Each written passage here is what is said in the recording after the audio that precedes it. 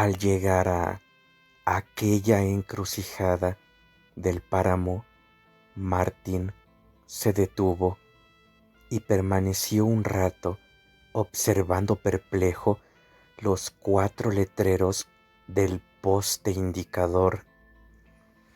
Aquellos no eran los nombres que esperaba encontrar y además no figuraban las distancias. Su mapa, tuvo que admitir con fastidio, debía estar completamente anticuado. Lo extendió contra el poste y se inclinó para estudiarlo más de cerca. El viento levantaba las esquinas y las batía contra su cara. Apenas conseguía descifrar la letra pequeña a la tenue luz del atardecer. Sin embargo, por lo que alcanzó a distinguir, parecía ser que 2 millas más atrás había tomado un desvío equivocado. Recordaba aquel desvío. El sendero tenía un aspecto muy tentador y tras vacilar un momento se había decidido a seguirlo, atraído, como tantos otros caminantes, por el señuelo de que, quizá, resultara ser un atajo. La trampa del atajo es tan vieja como la naturaleza humana. Durante algunos minutos estudió alternativamente el poste y el mapa. Caía la noche y la mochila comenzaba a pesarle. Aquellas 2 guías no concordaban en nada y la incertidumbre iba haciendo presa en su ánimo. Se sentía desconcertado, frustrado. Cada vez le costaba más trabajo pensar con claridad. Tomar una decisión le parecía la cosa más difícil del mundo. Estoy hecho un lío, pensó, debo estar cansado. Y finalmente optó por seguir la indicación que le pareció más prometedora. Tarde o temprano me conducirá a una posada, aunque no sea a la que yo pretendía llegar. Se confió a la suerte del caminante y reanudó la marcha con energía. En el letrero podía leerse por la colina Laitesi, escrito en unos caracteres muy finos y pequeños que parecían oscilar y cambiar de lugar cada vez que los miraba. Aquel hombre no figuraba en el mapa, pero, al igual que el atajo, resultaba tentador. Un impulso similar al que había sentido antes volvía a determinar su elección, solo que, esta vez, parecía ser más apremiante, casi urgente. Fue en aquel momento cuando se dio cuenta de la inmensa soledad del paisaje que le rodeaba. El camino continuaba en línea recta unas 100 yardas para después curvarse como un río plateado y perderse en el infinito. El intenso tono verde azulado de las matas de brezo que cubrían los márgenes se fundían con los colores del crepúsculo y espaciados a uno y otro lado del camino se alzaban solitarios unos pinos pequeños muy enigmáticos. Desde que se le había ocurrido ese curioso adjetivo, no conseguía quitárselo de la cabeza. Eran tantas las cosas que aquella tarde le parecían igualmente enigmáticas. El atajo, el mapa velado, los nombres del poste, sus propios impulsos erráticos o aquel misterioso estado de confusión que le iba embargando. El paisaje entero requería una explicación, aunque quizá la interpretación fuera la palabra más exacta. Aquellos árboles solitarios se lo habían hecho ver claro. ¿Por qué se había extraviado con tanta facilidad? ¿Por qué consentía que aquellas vagas impresiones le indicaran el camino a seguir? ¿Por qué se encontraba aquí, precisamente aquí? ¿Y por qué marchaba ahora por la colina Lightsea? Entonces, junto a un prado verde que resplandecía como un rayo de luz en medio de la oscuridad del páramo, distinguió una figura tumbada en la hierba. Era como una mancha en el paisaje, un simple amasijo de harapos sucios a los que su propia fealdad confería cierto aire pintoresco, y su mente, aunque sus conocimientos de alemán eran muy básicos, eligió de inmediato los términos alemanes en vez de los ingleses. Las palabras Lump y Lumpen acudieron misteriosamente a su memoria. En aquel instante le parecieron las más correctas, las más expresivas, casi como onomatopeyas visuales, si tal cosa fuera posible.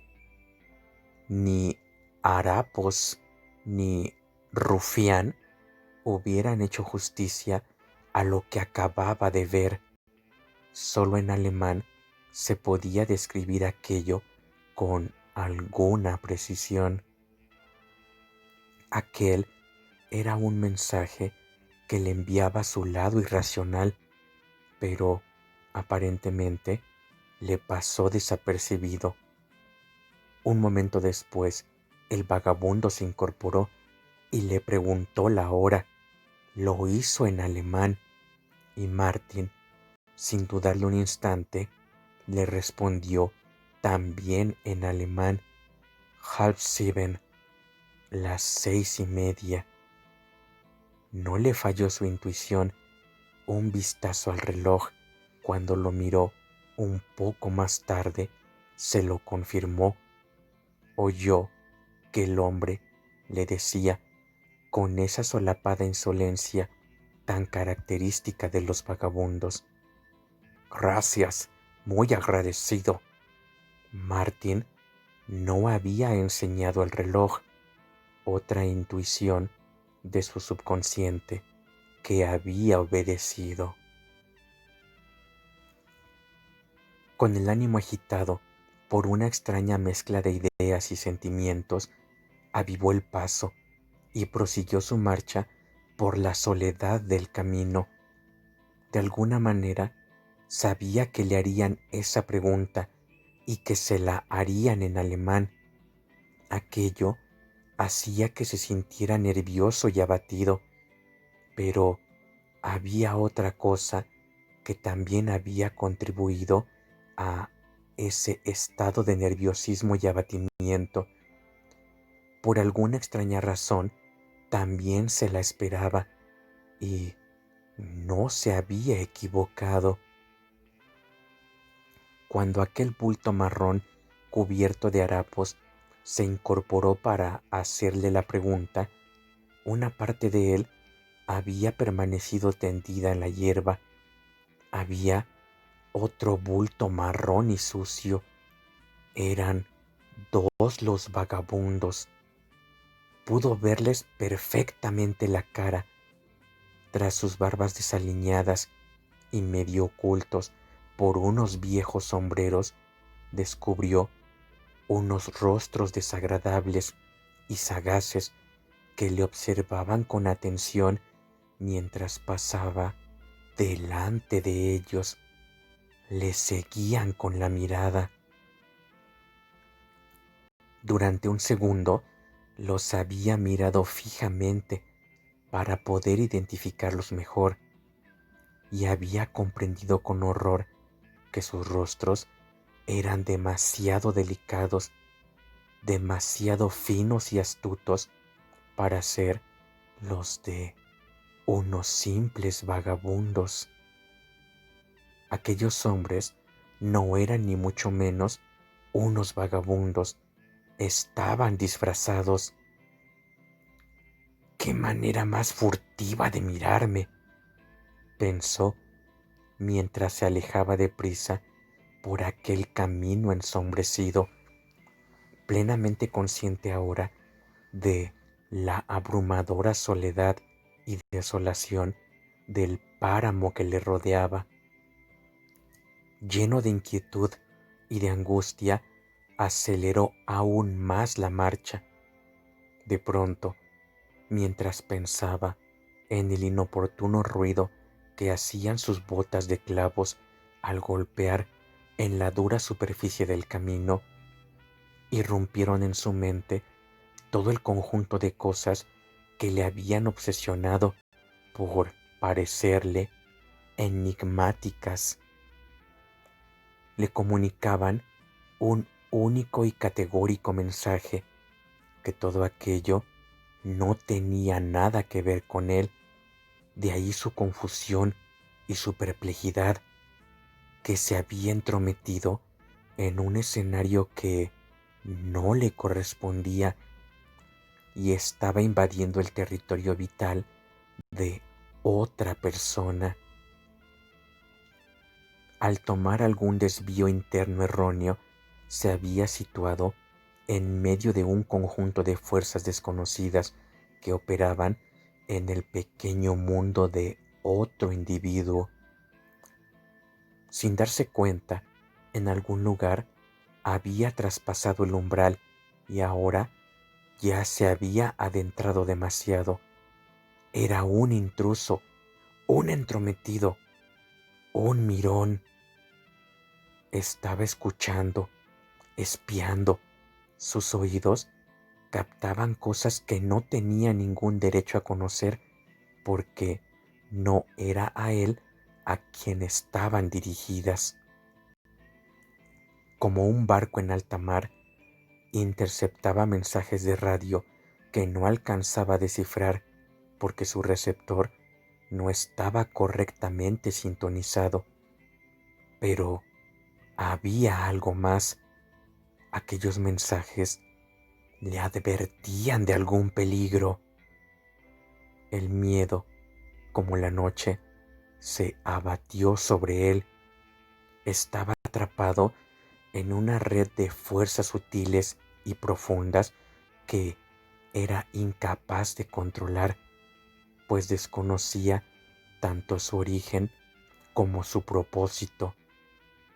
Le habían conducido hacia una inmensa trampa psíquica, elaborada con todo detalle, pero concebida para otra persona. Algo le había atraído hacia ella, algo en el paisaje, en la hora del día, en su estado de ánimo. Alguna oculta debilidad interna había hecho de él una presa fácil. Su miedo pasó a convertirse en terror. Lo que sucedió entonces ocurrió con tal rapidez y en tan corto espacio de tiempo que le pareció que todo ello se comprimía en un solo instante. Ocurrió de golpe, como en un torbellino. No hubo forma de evitarlo. Haciendo eses de un lado a otro del camino, avanzaba hacia él un hombre que, sin duda, fingía estar borracho. Era un vagabundo. Cuando Martin se apartó para dejarle paso, los bandazos se transformaron en una acometida y el tipo se le vino encima. El impacto fue súbito y brutal. No obstante, mientras se tambaleaba, Martin pudo darse cuenta de que a sus espaldas se abalanzaba sobre él un segundo hombre que le levantó por las piernas y le hizo caer de bruces sobre la tierra con un estrépito sordo. Entonces comenzaron a lloverle los golpes. Distinguió el resplandor de un objeto brillante y una náusea letal le hundió en un estado de debilidad absoluta que hizo inútil toda defensa. Sintió que un objeto ardiente le penetraba en el cuello y al instante comenzó a brotar de sus labios un líquido dulce y viscoso que le asfixiaba. Después se hizo la oscuridad. Sin embargo, en medio de todo el horror y la confusión, se había dado perfecta cuenta de dos cosas: que el primer vagabundo se había escabullido a toda prisa entre los brezales para adelantarle e ir a su encuentro, y que le arrancaban de debajo de la ropa un objeto pesado que unos cierres mantenían firmemente ajustado a su cuerpo. De repente, las tinieblas se rasgaron, se disiparon del todo. Se encontró de nuevo mirando de cerca el mapa que sostenía apoyado contra el poste. El viento batía las esquinas contra sus mejillas y él estudiaba atentamente unos nombres que ahora podía distinguir con toda nitidez. Alzó la vista. Las direcciones que figuraban en el poste eran las que había esperado encontrar, exactamente las mismas que venían en su mapa. Las cosas volvían a estar en su sitio, tal y como debía ser. Leyó el nombre del pueblo al que tenía pensado dirigirse. Era perfectamente visible a la luz del crepúsculo. 2 millas era la distancia que se indicaba.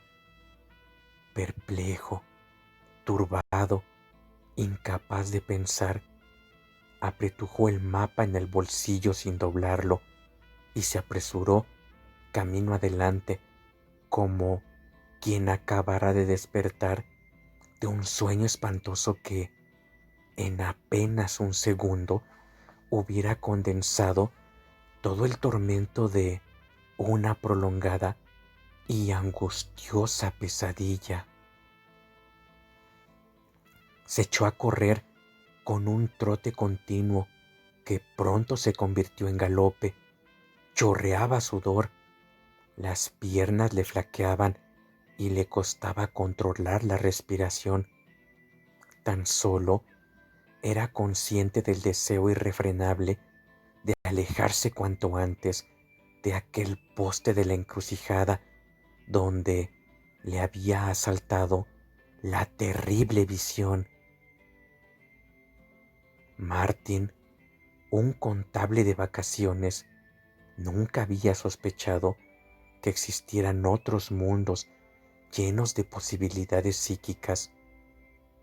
Para él, todo lo ocurrido había sido un auténtico suplicio, mucho peor que aquella confabulación de jefes y empleados que, en cierta ocasión, le habían acusado injustamente de haber amañado un saldo en los libros de cuentas. Corría como si el campo entero, aullando, le pisara los talones, y en ningún momento le abandonaba la increíble certeza de que nada de aquello le estaba destinado. Había escuchado los secretos de otra persona. Se había apropiado de advertencias que no estaban dirigidas a él, y al hacerlo había modificado su curso. había impedido que llegaran a su verdadero destinatario.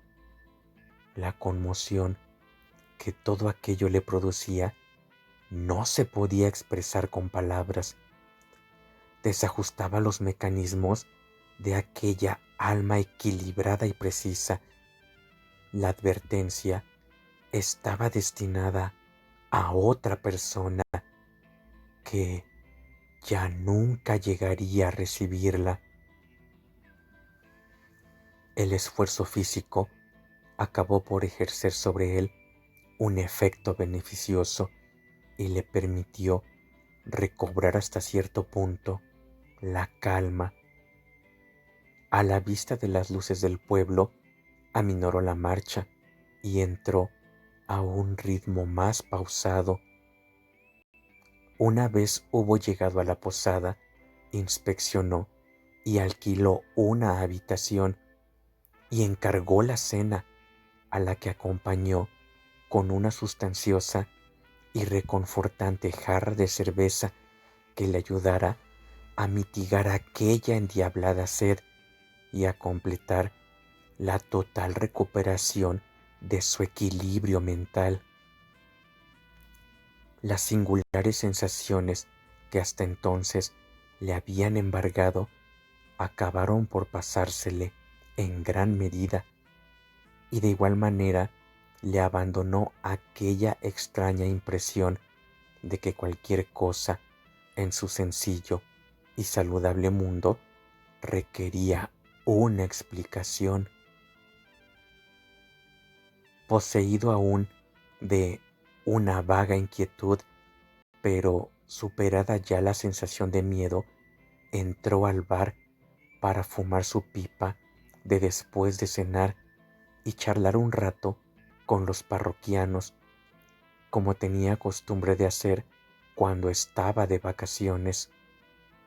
Entonces se fijó en dos hombres que, apoyados en la barra al fondo de la sala, le daban la espalda.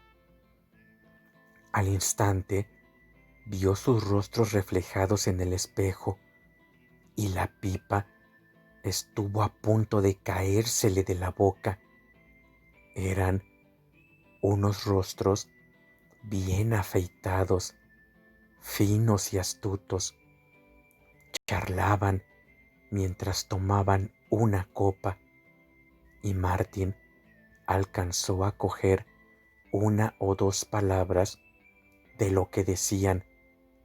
Eran palabras alemanas. Los dos vestían bien. No había nada en su atuendo que llamara la atención. Con sus trajes de tweed y sus botas de campo podrían haber sido, como él, dos turistas de vacaciones. De pronto pagaron las copas y se marcharon. En ningún momento llegó a verlos cara a cara, pero volvió a sentirse empapado de sudor y una ráfaga febril de frío y de calor le recorrió todo el cuerpo. Había reconocido, sin ningún género de duda, a los dos vagabundos, en esta ocasión sin disfrazar, todavía sin disfrazar. No se movió de su esquina. El regreso de aquel vil terror apenas si le permitía sostener la pipa, que continuaba chupando con frenesí a pesar de estar ya apagada. Con la absoluta claridad de una certeza, acudió de nuevo a su mente la idea de que aquellos hombres no tenían nada que ver con él, y aún más que por nada del mundo tenía derecho a inmiscuirse en sus asuntos.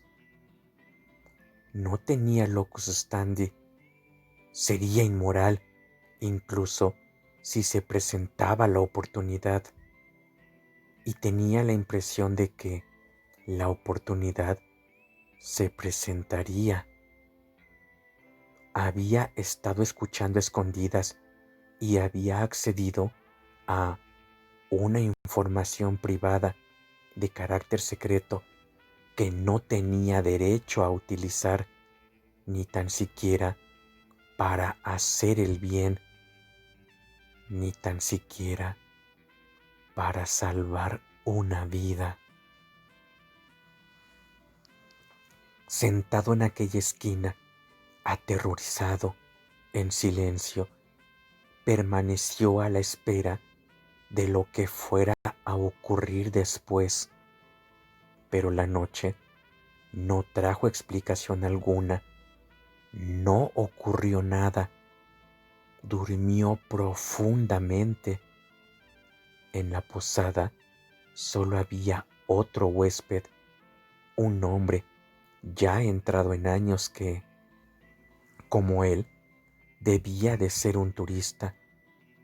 Llevaba gafas con montura de oro y a la mañana siguiente, Martin oyó cómo preguntaba al posadero el camino para ir a la colina Lightsea. Los dientes le empezaron a castañear y las rodillas le flojearon. Dobla a la izquierda en el cruce de caminos, se apresuró a decir Martin antes de que el posadero alcanzara a responderle.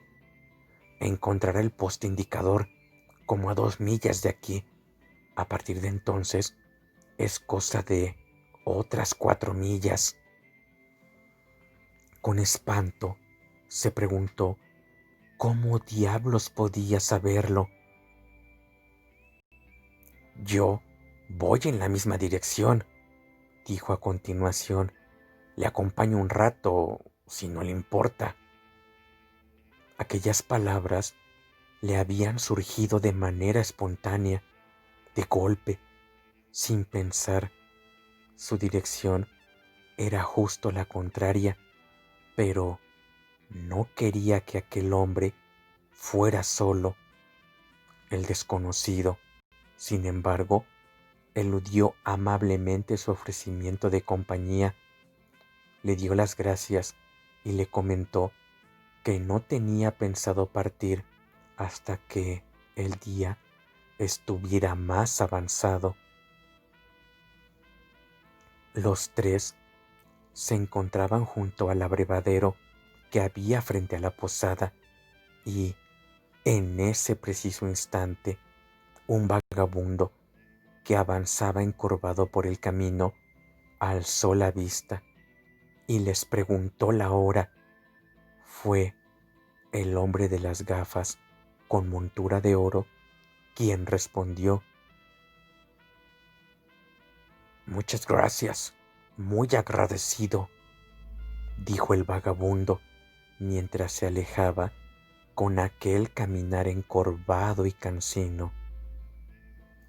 El posadero, un hombre muy locuaz, aprovechó para hacer un comentario sobre el gran número de alemanes que vivían en Inglaterra y que parecían dispuestos a engrosar las filas de una invasión teutona que, al menos él, consideraba inminente.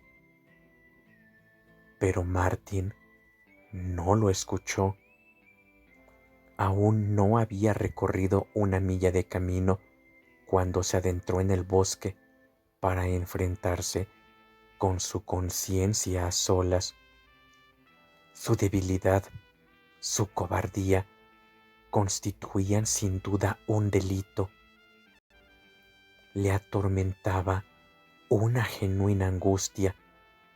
1 docena de veces decidió volver sobre sus pasos y otras tantas veces la singular autoridad de aquella voz que le susurraba que no tenía derecho a entrometerse le detuvo.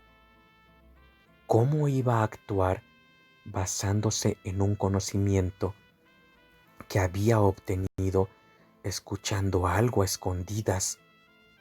¿Cómo iba a interferir en los asuntos privados de la vida oculta de otra persona por el simple hecho de haber escuchado, como si de un cruce de líneas se tratara, los peligros secretos que le amenazaban. Una especie de confusión interna le impedía pensar con la más mínima claridad. Aquel desconocido le tomaría por loco. No tenía ningún hecho en el que basarse. Reprimió un centenar de impulsos y finalmente siguió su camino con el corazón encogido. Sus 2 últimos días de vacaciones fueron un infierno, sembrado de dudas, interrogantes y sobresaltos, todos ellos justificados más tarde cuando leyó que un turista había sido asesinado en la colina Lightsea. El hombre usaba gafas con montura de oro y llevaba, guardada en un cinturón atado alrededor de su cuerpo, una gran cantidad de dinero. Le habían degollado y la policía andaba tras la pista de un misterioso par de vagabundos a los que se creía alemanes.